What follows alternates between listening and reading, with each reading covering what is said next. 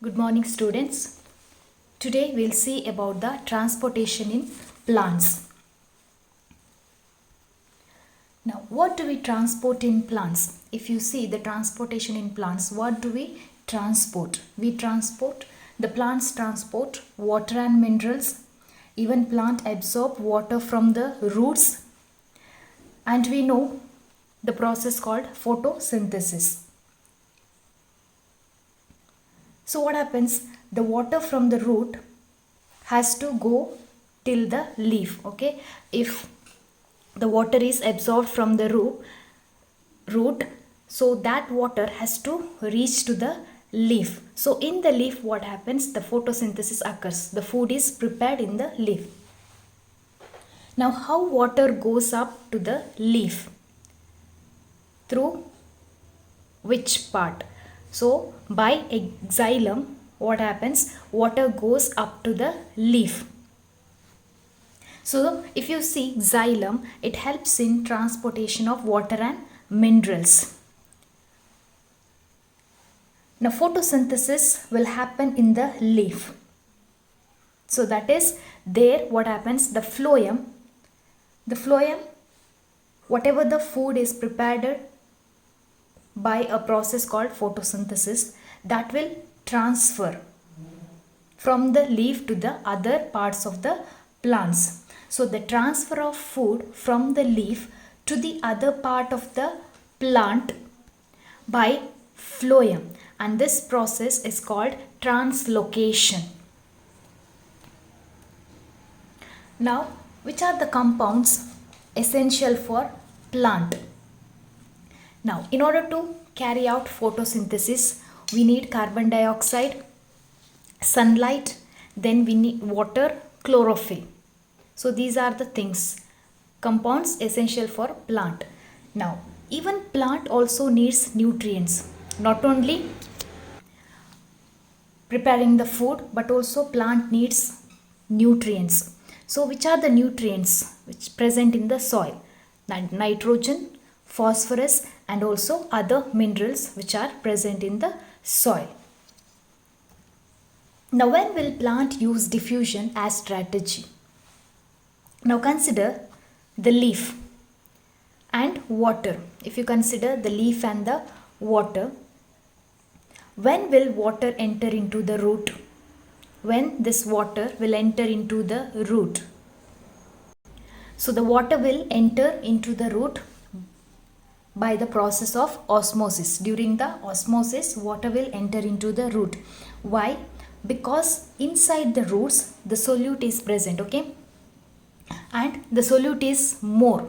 Inside the root, the solute is more. So if solute is more, what happens? Water will be less inside the root. Outside, the water will be more. So as you know, the osmosis, it is the movement of water from high concentration to the low concentration through semi-permeable membrane.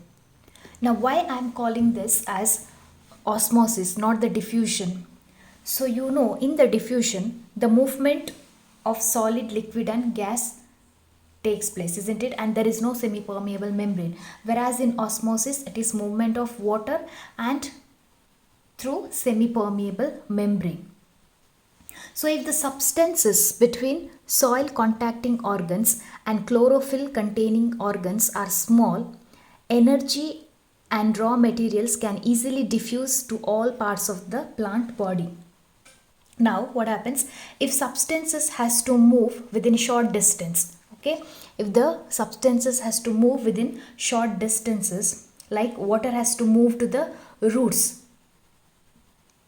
or the carbon dioxide has to transport it in leaves, so diffusion has to take place. So for long distance, we need special tissues, that is xylem and phloem. So diffusion will take place in the short distances. If the substances has to move from that is long distance, we need a special tissues, that is xylem and phloem. When plant requires vascular system. So you know, vascular system means transportation system.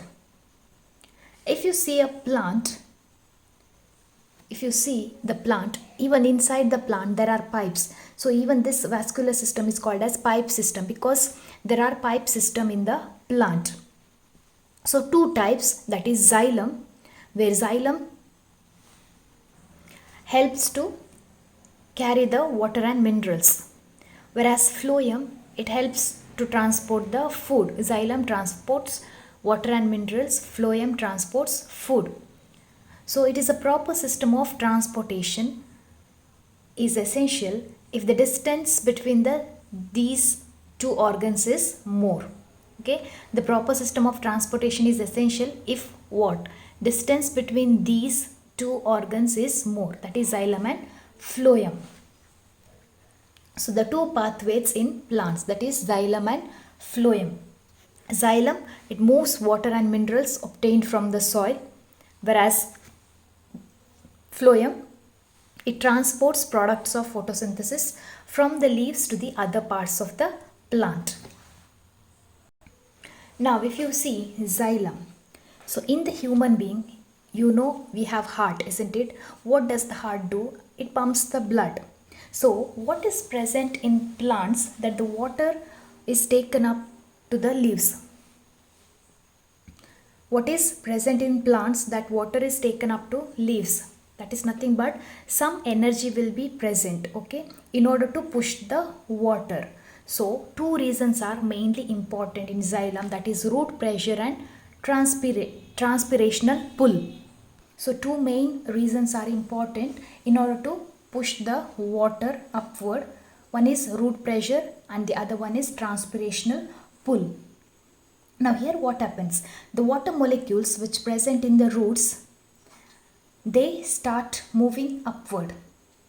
So for example, if you are standing in a line and you want to enter the classroom, what happens? You push the other, isn't it?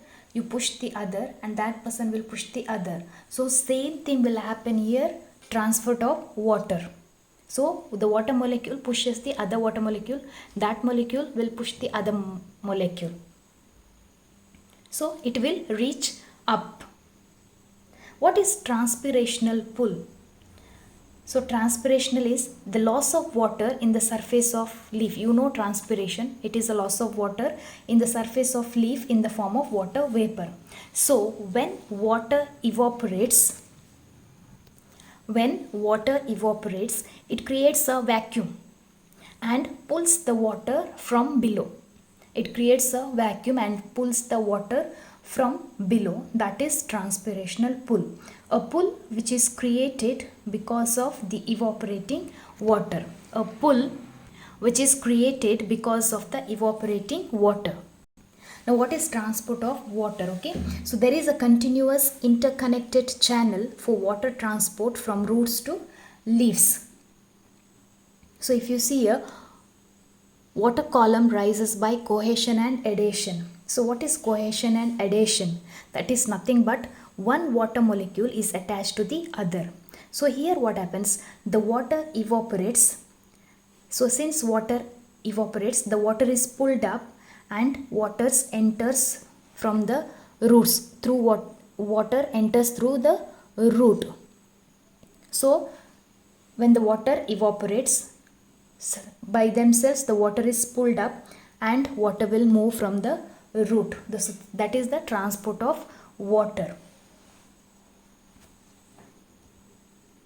Now root pressure. The root cells in contact with the soil actively take up the ions, which creates ion concentration difference between the root and the soil. So in the roots, if you see, the ions are more, water is less. Consider the root, ions are more, water is less. So what happens? Water will starts coming in from outside region. This water will coming in to the root.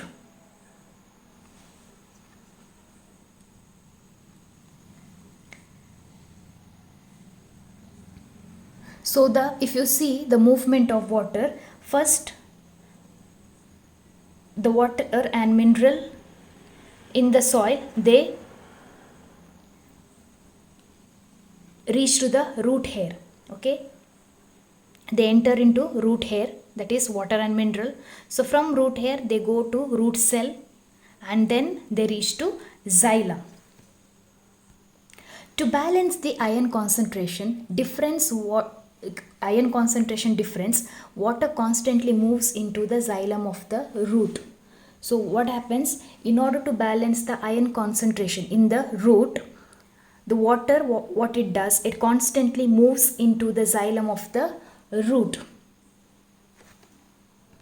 So the constant supply of water pushes the column of water upward, but it is not enough. That is the root pressure. Okay, what is root pressure? The constant supply of water, what it does, it pushes the column of water. Where does it push? To upward. So the constant supply of water pushes the column of water upward. That is the root pressure. Next, what is transpiration? You know, it is the loss of water in the form of vapor. From where? From the aerial parts of the plant is known as transpiration. And where does this occur? It occurs in the stomata. And the next reason which I told is transpirational pull. So the transpirational pull is nothing but the pull created by the evaporating water creates a pull in vacuum in the xylem vessel. Okay, the pull created by the evaporating water creates a pull in vacuum in the xylem vessel. Next, we'll see the significance of transpiration. So what are the significance? First, it helps in the absorption and upward movement of water and minerals dissolved in it from roots to the leaves. So first, it helps in the absorption, okay, and then upward movement of water and minerals, which is dissolved from roots to the leaves. Then second significance is it helps in temperature regulation in plants. So temperature will change. So in order to regulate the temperature, this transpiration will help. Next is the transport of food and other substances. So we had seen the transport of water and minerals. Now the transport of food and other substances. So the transport of soluble products of photosynthesis in a plant is called translocation. So remember, the transport of soluble products of photosynthesis in a plant is called translocation. So you know, phloem transports the food, that is from leaves to the other parts, because in the leaves the photosynthesis takes place and food is prepared. So this phloem takes this food and transports to the other parts of the plant. Now this translocation occurs in phloem. Translocation occurs in phloem, and even translocation in phloem requires energy from ATP. Okay, they require energy. So if you see xylem and phloem, xylem there is no energy is needed. Okay, xylem is no energy is needed, but phloem ATP is used. Now, if you see the movement in xylem, it is unidirectional, whereas in phloem it is bidirectional. Now, phloem also delivers amino acids and other substances, not only food, but it also delivers amino acids and other substances. Now, if you see here, so this is the phloem. Phloem has got companion cell, even the sieve tube. Okay. Now, in the leaves, what happens? The glucose is prepared. Okay, if you consider this is the leaf, glucose is prepared, and glucose comes to the companion cell, and from companion cell it goes to the sieve tubes. So phloem especially delivers substances to the storage organs of roots, fruits, stem and seeds, and to growing organs. So phloem especially where it delivers the substances from the leaves, that is to the storage organs of roots, fruits, stem and seeds, and to growing organs. The transportation of food and other substances takes place in the sieve tubes with the help of adjacent companion cells both in upward and downward direction. So as I told, the transportation of food and other substances will take place in the sieve tubes with help of what? With the help of adjacent companion cells, that is both upward and downward directions. So this is finally the material like sucrose is transferred into phloem tissue using energy from ATP. Then what happens? This increases the osmotic pressure of the tissue, causing water to move into it. So the pressure moves the material, whatever the osmotic pressure which is increased here. So this pressure moves the material in the phloem to tissue which have less pressure. This allows the phloem to move material according to the plant's needs. So finally what happens? It helps the phloem to move the material according to the plant needs. So this is about the transportation of plants.